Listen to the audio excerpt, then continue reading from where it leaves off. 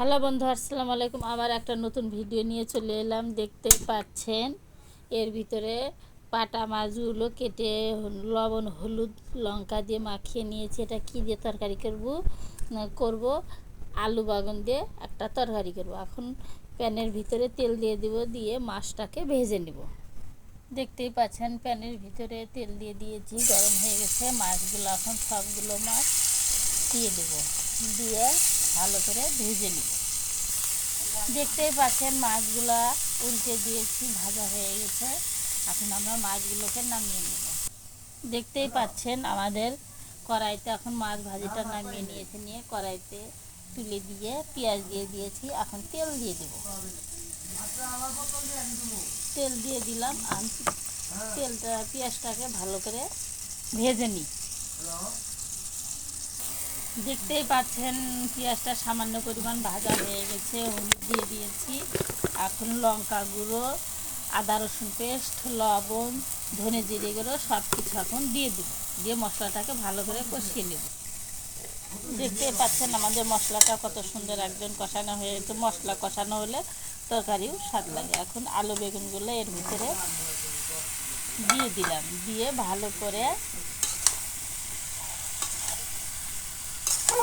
কষিয়ে নেব। দেখতেই পাচ্ছেন আমাদের তরকারিটা ভালো করে কষিয়ে নিচ্ছি। আর এই তরকারির কালারটা কেমন হয়েছে বলেন তো আপু ভাইয়ারা? অবশ্যই কালারটা খুব সুন্দর হয়েছে। আমার তরকারিটা সুন্দর করে কষানো হয়ে গেছে, দেখতেই পাচ্ছেন। এখন এর ভিতরে আমরা ঝোল দিয়ে দেব। অনেকটা ঝোল উঠেই গেছে, এখন ঝোল দিয়ে দিলাম। দেওয়ার পর মাছগুলো দিয়ে দিব এর ভিতরে। দেখতেই পাচ্ছেন মাছগুলো দিয়ে দিলাম। দেখতেই পাচ্ছেন আমাদের মাছের তরকারিটা বলক উঠে গেছে, খুব সুন্দর ঘেরান বাড়িয়েছে। হোক ছোটো ছোটো বাটা মাছ, তাতে কি, কিন্তু তরকারিটা খুব সেন্ট আর খুব সুন্দর সুস্বাদু ঘেরান বাড়িয়েছে। এটা একদম গরম গরম ভাতের সঙ্গে খেতে খুব ভালো লাগবে। কার কার পছন্দ অবশ্যই কমেন্টে জানাবেন।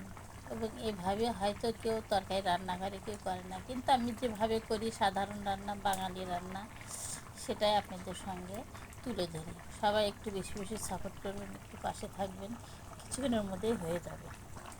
দেখতেই পাচ্ছেন আমাদের মাছের তরকারিটা একদম টক বগিয়ে বলক উঠে গেছে, তরকারিটা হয়ে গেছে।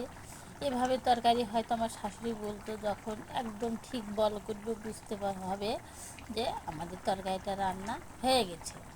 এটা একদম টেস্ট হয়েছে, নুন ঝাল সব কিছু ঠিক মতো পারফেক্ট হয়ে গেছে।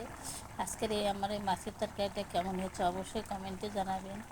যখন আমি এইভাবে তরকারিগুলো টক বগিয়ে বলক ওঠে, তখন আমার শাশুড়ির কথা একদম মনে পড়ে যায়। সে হয়তো পৃথিবীতে নেই, কিন্তু তার কথাগুলো অবশ্যই মনে থাকে। আজকের এই তরকারিটা কেমন হয়েছে অবশ্যই কমেন্টে জানাবেন। সবাই একটু সাপোর্ট করবেন, একটু পাশে থাকবেন। সবাই ভালো থাকবেন, সুস্থ থাকবেন।